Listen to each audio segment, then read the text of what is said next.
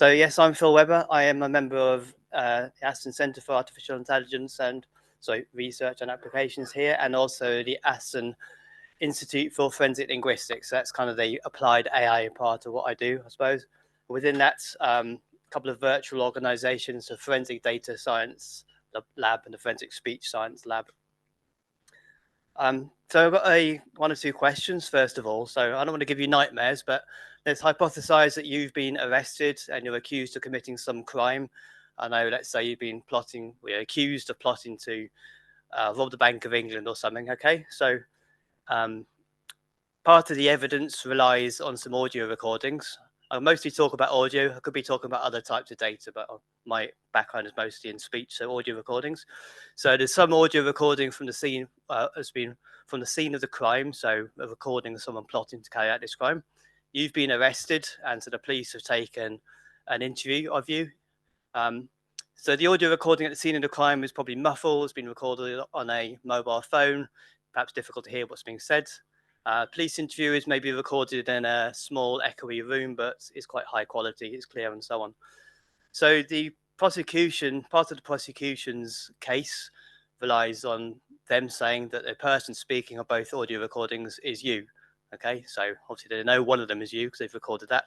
So if they can prove it's the same person, it's you. So it's contribute to the case against you. So the question is, who do you want to make this assessment, this judgment? You can either have the AI. So, I mean, you're here. You're going to put your money where your mouth is and say, okay, the AI can make this decision. Or would you rather have a human expert who's got a long experience on listening to recordings, maybe experience of phonetics, acoustic features, and so on? So you can have an expert or you can have an AI. So if you would prefer to have the AI, please give me a hand. Oh, that's okay. 50%-ish if you prefer to have a human come and make this judgment. It's probably 50-ish as well, maybe a little less on that. Anyone sitting on a fence? Several people want to see what we say. Okay, thank you. So the next challenge then is, and you may have already formed an opinion on this, so this is how good do you think people are at telling whether two recordings from the same person or not. So I'm hoping I can play these recordings. So the left-hand column, let's say this is recordings from the scene of the crime. Right-hand column, say, is the police interviews. So you'll hear a bit about the kind of data, the kind of sound we're dealing with.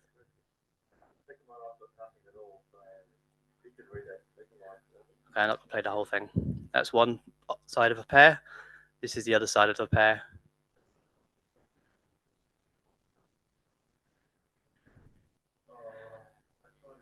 Okay. Same. Different. Don't know. Okay, this is difficult because I'm only giving you a few seconds to listen to. I'll just quickly go through. I think I have to apologize for language on this one. Okay. One side, this is the other side.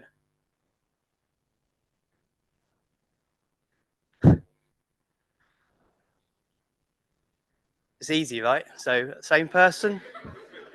Anyone think it's the same person? Anyone willing to commit to it being different people? Most of you are not willing to commit on that one, okay? This is your court case, remember, against you, so you need to make a decision. Right, final one then.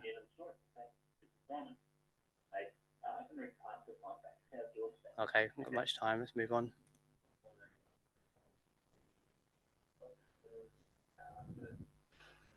Okay, final one, same. Oh, interesting. Different. Okay, pretty bit more convinced on that one. Abstaining. Okay, fine. Right, well, I'm not going to tell you the answer because I can't remember, but there's a slide a bit later on which will give you the answers and tell you how you did, okay? But this is the kind of audio we're dealing with potentially in a court case, right? So we need an AI system or a human expert to make this judgment about whether these came from the same person or not. So I'm going to try and cover three things. Firstly, I'm going to give you enough understanding of forensic data science so you can understand what we're talking about. I want to talk a bit about how the AI would do this. So just a brief overview of a system we've been building here. And the question I really wanted to get to is this last one. We need to do the first two to get there. Is about really what we've just done. Surely humans can do this just as well. So the court wants to know, is the defendant guilty? Was it you who made that recording at the scene of the crime on the mobile phone, the audio that was captured? So are you the same person who also speaking on the police interview? So are you guilty? But then a step back from that, are you the person speaking both of these recordings? So we heard a bit about the different sides of the recording and what we're dealing with. So you listen to those recordings, you would have hopefully determined it's a male speaker on all of those. It's someone speaking Australian English, you may or may not have picked that up. So we're interested in a very specific system, if we're talking about the AI system, to answer a very specific question. So it needs to be able to determine whether those recordings for male speakers of Australian English are the same person or not. And this differentiates it from, let's say, standard automatic speaker recognition, which is where you phone your bank up and they recognize something about your voice and then probably go on to put you through some other security. Those are quite general systems, but they inform how we do forensic speech science. So forensic data science, we're broadly here, we're working on research to promote moving away from reliance on experts to methods based on data, numbers, and statistical models or machine learning, okay? The reasons for doing that are probably fairly intuitive to us here, but we can build systems where what we do is transparent, so we can explain and report how we process the data. We can, as it's written down, we can reproduce that, so we can give our system to someone else to test, to validate what we've done in a case. We argue that it is less prone to bias. So I'll mention that a bit more in a minute. This is more about how we do it, but we're using a logically correct approach to analyzing this kind of evidence, which is to build a system that will output what we call a likelihood ratio. This is basically a number that's the weight of evidence in favor of the prosecution hypothesis or the defense hypothesis. And I'll explain that a little bit more. And we have a system that's been proved, it's been validated, proven to work on the type of data that we're experiencing we've got for this particular court case. So a likelihood ratio is, I'm not going to go through the whole of this slide, but we build a system to answer a very specific question. How much more likely is it that we effectively would have heard those two audio recordings we listened to if they were produced by the same speaker or if they were produced by different speakers, so two opposite mutually exclusive hypotheses. So this is this bit over here. It's a ratio of two probabilities. Probability of the evidence, so the characteristics of the audio recordings under two different hypotheses. It's going to give us a fraction, which could be anywhere from 0 up to infinity. Okay. So let's say we can boil down everything about an audio recording into one number and plot it out like this. So, everything about a pair of audio recordings. So it could be some measure of difference between them, but it boils down to one number. And if we then calculated that number for lots of pairs of recordings from the same speaker, we might get something like this red line here. So there's quite a lot of variation in the number, what we're measuring, because there's variation in how I speak on different occasions, the kind of conversation I'm having, whether I'm healthy or not, and so on. If we took lots of pairs of recordings from different people, we might get something like this blue line here. So there's going to be a lot more variation because there's differences between how I speak and how you speak, and so on, but depending on what your primary language is, how old you are, again, different ways you speak, your emotions, and so on. Which is more or less what I've said there. And we've noted a difference in the variability. So in this example here, we've then come along, we built a model, a blue one and a red one, same speakers, different speakers. We've come along with a new pair of recordings, let's say from our court case, calculated the same measurement, and it sits here. So in this case, the probability under the same speaker hypothesis is much bigger than the probability under the different speaker hypothesis. So this will give us a likelihood ratio, this number over this number, which is bigger than 1, the top heavy fraction, which means that in this case, if the model, the measurement points to it being more likely to be from the same speaker. If we looked at a log likelihood ratio, it would be greater than 0, and it's kind of helpful to do that sometimes. Conversely here, if we measured over here, then it's the other way around, okay? So the likelihood under the different speaker hypothesis is bigger than the likelihood under the same speaker hypothesis. So now we've got a fraction, so we've got a likelihood ratio between 0 and 1, or as a log, it would be less than 0. It sits somewhere in the middle, and we're saying, well, there's no conclusive evidence. We can't say either way, okay? So in this case, we couldn't inform the court at all about these recordings. So that's in a nutshell, forensic data science, forensic speech science. So let's look briefly at how we would do this in an AI system. So we want an AI system to build this effectively, to produce these two models properly, not just one number, and output this likelihood ratio somewhere between 0 and infinity. So we build a machine learning pipeline. This is a pipeline of, well, some feature processing, some machine learning, and some statistical models. We have to start over here by understanding something about the case data. So as you heard, this case had male speakers of Australian English. We might be able to say something about their accent, might make some guesses about their age. And we use that analysis, those decisions, to decide what data to collect to go away and train our systems up. And for a machine learning system like this, we're going to need a lot of data, lots of recordings from lots of speakers. That's going to need to be in a similar to the court case, the recordings of this court case.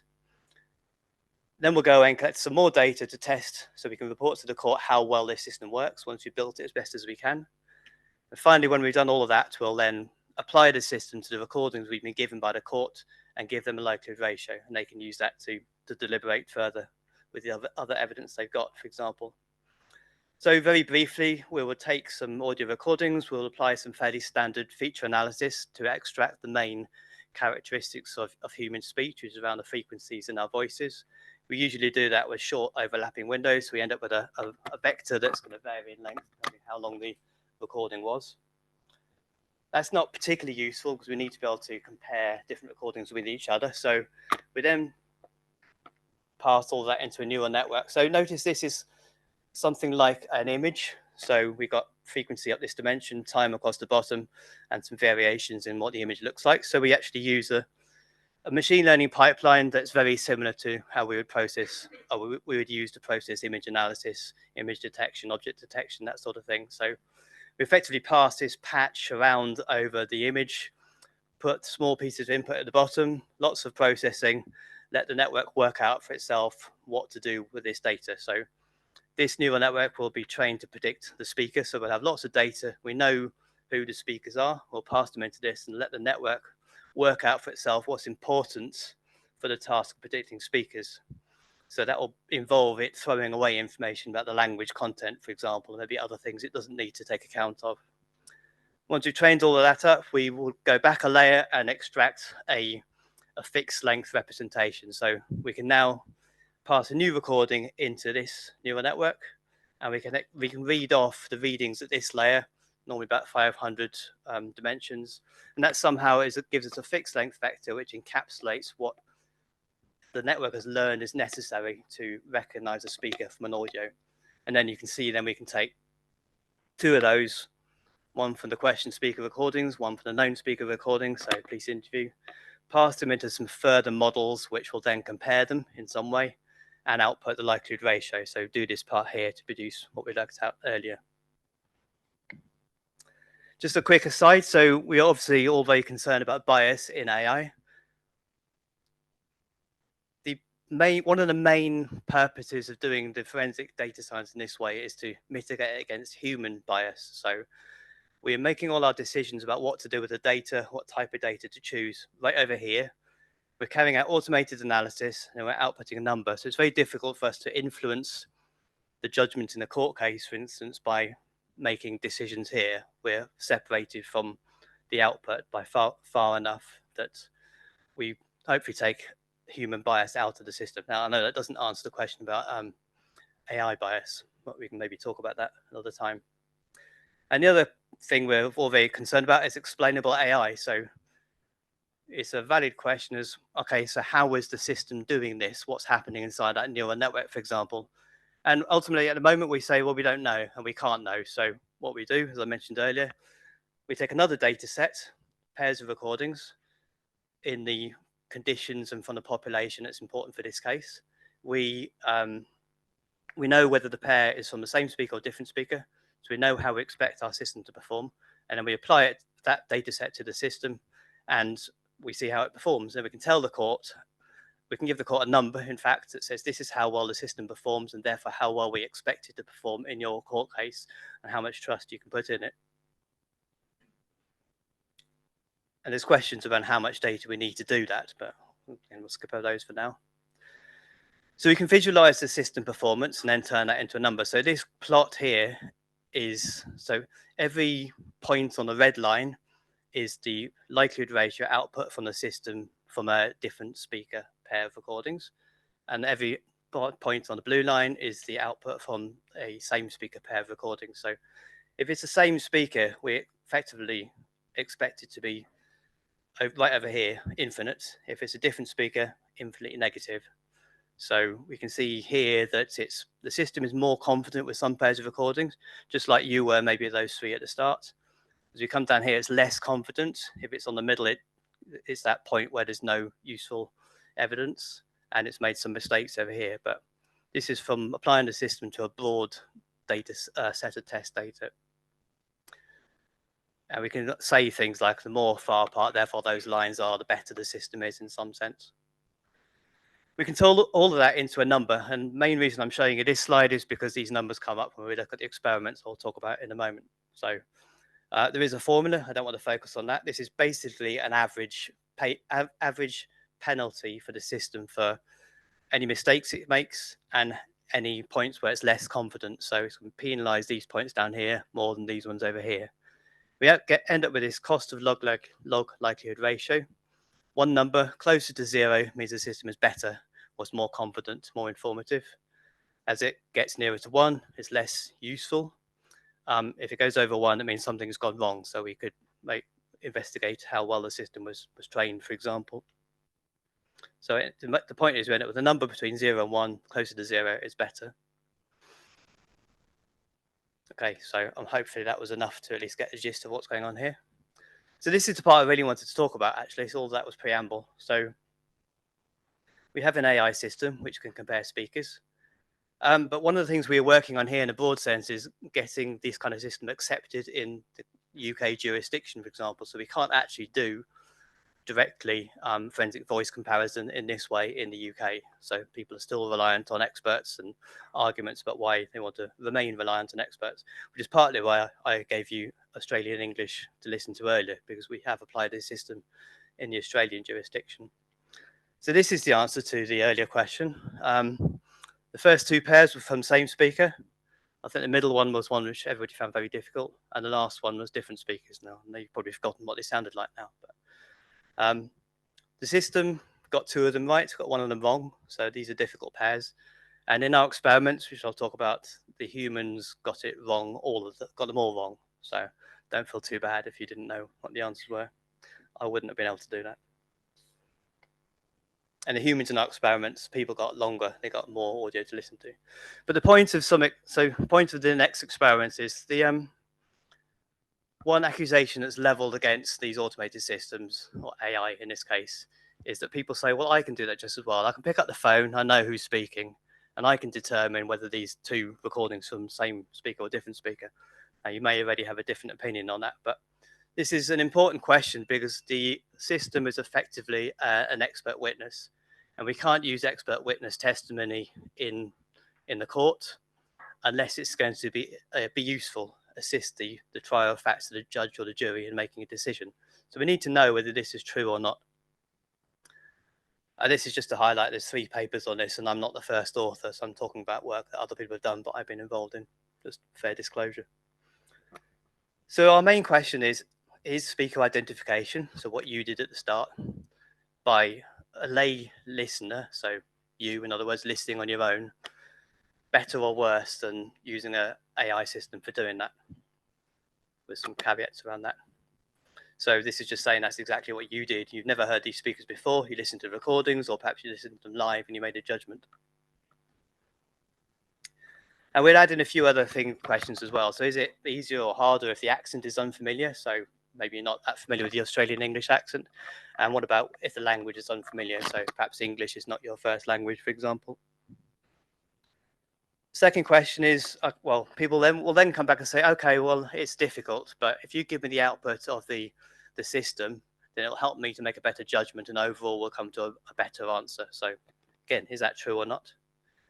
And then finally, obviously in the UK, we have juries of 12 people. What happens if they're going to collaborate? So they all listen to those recordings and make a joint judgment, which is what's happening in court. Are all of these better than the AI or not? So we use this platform prolific.com, which allows us to recruit people to run experiments or to take part in experiments. And experiment in this case is going to be listening to audio recordings and making the judgments we've talked about. We recruited from Australian English, North American English, and Spanish language listeners to address those three parts of the question. We used fairly short recordings and a fairly small set of recordings selected from a larger data set that we use to analyze, to evaluate these systems. Because if you go beyond this, it just becomes too much of an onerous task for people to do. You've heard it's a male speaker of Australian English and in a particular court case conditions. And we give them some preamble explaining the experiments, or you give them some test recordings, and then they're going to have to listen individually to each of these pairs of recordings and answer a very specific question. So this is the screen they would see. So they play the recordings, and they have to put a number in the box at the top that says how many times more likely they think it is that those recordings, they would have heard those recordings if they came from the same speaker, or conversely, at the bottom if they thought they were a different speaker. So it's exactly what the system's doing, and I think it's a very difficult task. It's one thing to say whether you think they're the same or different. It's probably another thing to put a number on that, but we want to compare with the system.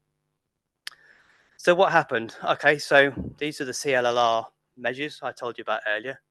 And I said we got a data set which we use to compare systems. So this uses recordings of about a minute, 2 minutes long. And this 0.18 is fairly state-of-the-art, so our system performs quite well on that.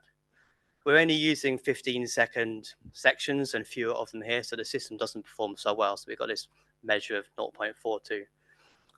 The best listener out of our 150 or so had a CLLR of 0.51. So that means the system was better than the humans in all of these example cases. And that's what we see here. So you see that the purple line is the system.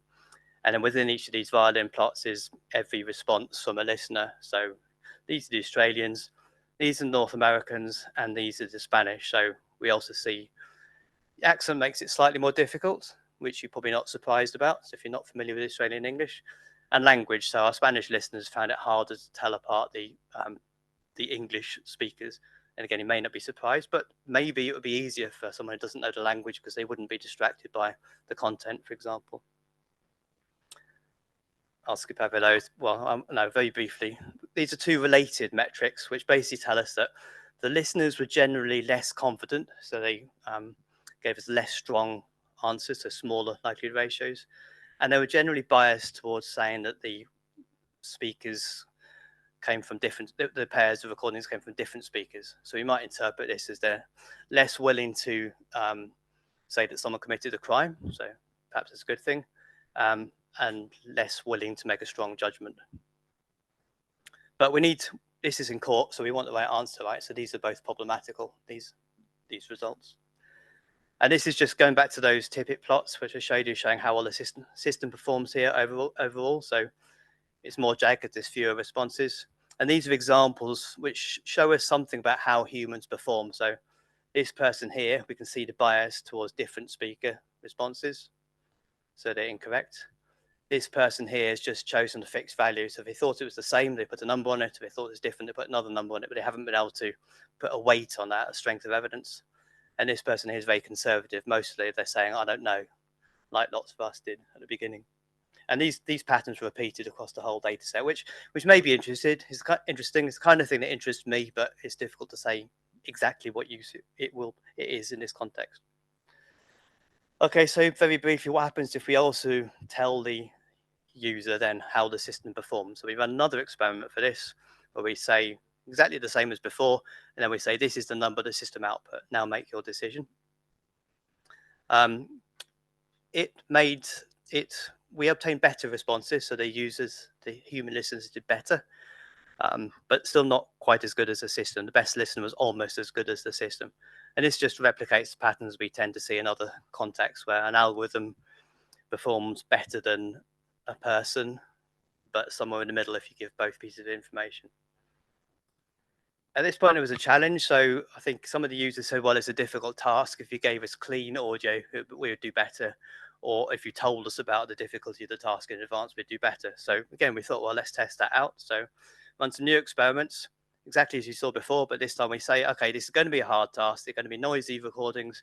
They're going to be different to the two on the pair. And how do you perform? And we also ran another experiment. We just gave the users the high quality recordings. And again, because a long story short, given that bias, so telling them it's going to be difficult, more about the task didn't make any difference. They still didn't perform any better. They did much better when the audio was high quality, of course, but also the system did much better as well. So the human listeners still didn't do as well as the system. And then the final thing then is about how the juries perform when they're collaborating on the task. So we really wanted to go and recruit lots of groups of 12 listeners to mimic a jury. Turns out that's very difficult to do. So we had, I think, one group of 12, and other groups down to about 5. We had some smaller groups, which we just discarded.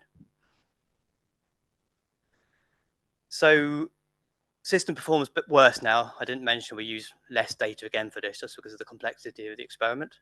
78% of the groups performed worse than the system, but obviously some performed better than the system, so that's interesting.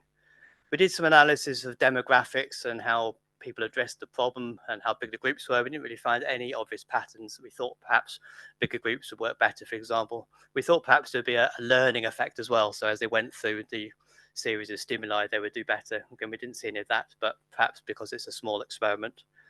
We also looked at wisdom of the crowd, which is where we just take the average of all the individual responses and say that's the group response. And, that was an average worse than the groups deliberating as a jury would, which we found a bit strange, but I think that really tells us there's a bit more work to do on this, perhaps with a bigger experiment. So that's masses and masses of information. Hope some of it was understandable, but from the forensic voice comparison point of view, so the research we're doing here, we learned that using the AI system is always better than individual lay listeners trying to do the task for themselves, even when we tell them how the system performed.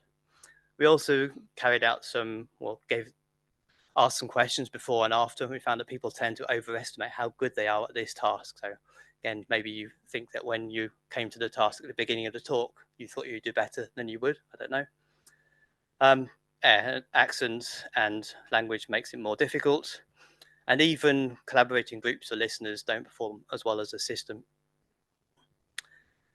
And so that means we tell judges and juries, we continue to tell judges and juries that they should use systems like this, with the caveats that they have to be trained, tested, the right kind of data, and validated as well. So it's important to, as I said, demonstrate how well the system works.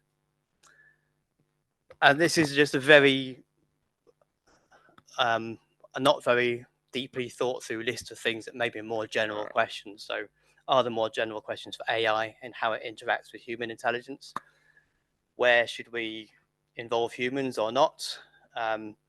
Where should we allow humans to overrule AI systems? So again, I suppose in examples we've given here, the AI system performed better, but we need to involve humans in selecting the data and shaping the experiment, for example. I mentioned very briefly explainable AI and how we were doing black box empirical validation instead. Is that fair? Should we go back and experiment, look at the explainability more? And questions that I'm more likely to try and look into over the next few years are all about how do we know we've got the right data so it matches the court case? How do we know we've got enough data? How does that relate to how the system performs? How do we measure it and things like that? And I think that's all. I have no idea how long I spoke for. Thank you. Let me see if I can do some quick Q&A, maybe. Would you be comfortable if I do this? Thank you. Right. Thank you very much for the presentation. It was brilliant, seriously. Anyway, my question is that when you are working with this kind of AI model, I reckon that you need to embed the data first, right, in order for the models to understand. Like, for example, if you're if you're working with languages, then you have to embed the word first with word two-factor of some sort, right? So is that also the case for voice processing? Thank you. This is audio data, so the word embeddings maybe not so relevant. So we have a fairly standard speech processing pipeline for. So I glossed over how we extract features from the audio using the standard approaches in speech, where we had some kind of Fourier analysis that's picking out the main frequencies, for instance, as the voice changes over time. So we're not concerned with the content at all, and then we just pass that into a deep neural network where it just does what it likes with that. It extracts it and put it into some new space, put some non-linearities into it. It does what it needs to do the task of predicting the speaker as well as it can, and then it will reach some kind of plateau performance, and then we say, right, it's doing the best job it can. We read off a vector from one of the layers, the activations of one of the layers in the network. And probably we don't know much about what is inside that vector, but we believe there are things we can do to look at it. We believe that encodes what is necessary, what is relevant to identifying the speaker on that recording. But it would be interesting to move away from that to use some of the newer embedding-based. So the embedding-based things you're aware of from text processing are in use in speech as well for audio, automatic speech recognition, for example. So I think it'd be useful to use those, but probably from the point of view of can we have better encodings within the network rather than actually looking at the specific content embeddings. Got it. All right. Thank you very much. One more question. Yeah, sure. Mine's more about it's more of an ethical question, really, which is about is this leading to AI taking over the role, or is it that this technology could be used with human intervention? And the reason I'm asking that is because the severity of the case if you had a case that was murder or something like that with a long sentence, would you want a human intervention with the AI, or do you think, no, actually this technology is going to be so good that it can replace those decisions, with the consequence being that somebody goes to prison for however long? So it's more a question around, is there some decisions that you would want human intervention of some sort from an ethical sort of standpoint? Probably, but the counter to that, we tend to call this human supervised automatic forensic voice comparison, because there is that element where we need to be involved in choosing what data to use. I think there's research questions about how to do that. The other side of the question is, well, can you trust an expert? If it's me, we bring our own biases. We listen to the recordings directly. We hear the content of the recordings. We might, if the language might influence our decision. We may have preconceptions of accents, for example, being more or less predisposed to guilt. These are all sorts of things we bring. So we're arguing from the other end in a sense. There was something else I thought of as well, which I've forgotten now. But I think the answer is you would want some human oversight at least. Well, the other piece is about the black box validation. So we're showing how the system works on data that is as close as we can make it to the data in the court case, and so the court can see, okay, when we apply the recordings from the court case to this system, we can trust the output, and obviously they decide how much trust they want to put into that, but we're giving them numbers that kind of will help them in that decision. And final question. There's one more. Sorry. Okay, two questions. Well, if it's not being eaten by a human, we're making decisions about okay, operationally, I suppose it's theoretically possible, but yeah. So, if I was the person who was given the court case, maybe I could put something different into the system and report that to the court, but that's a different question.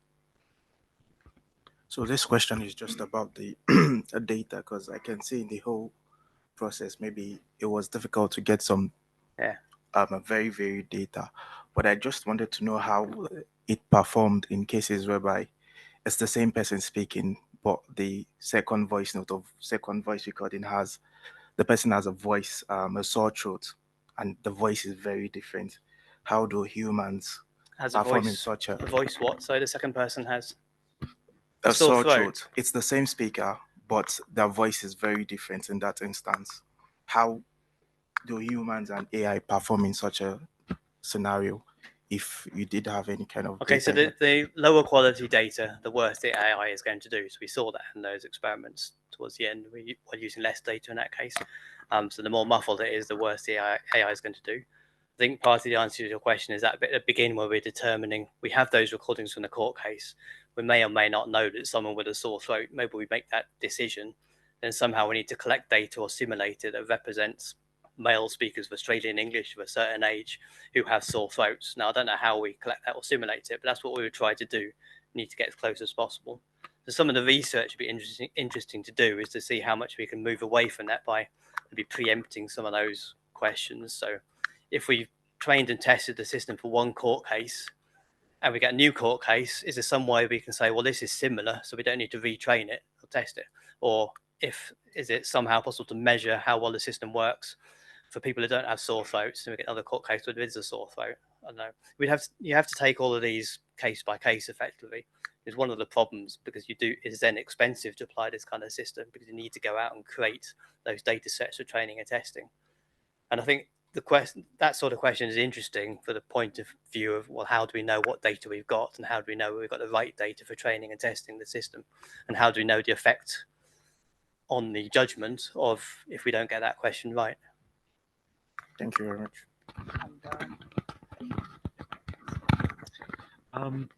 How does telling users about how the algorithm performed improve their own, I don't know, cognitive behavior towards making better assessments?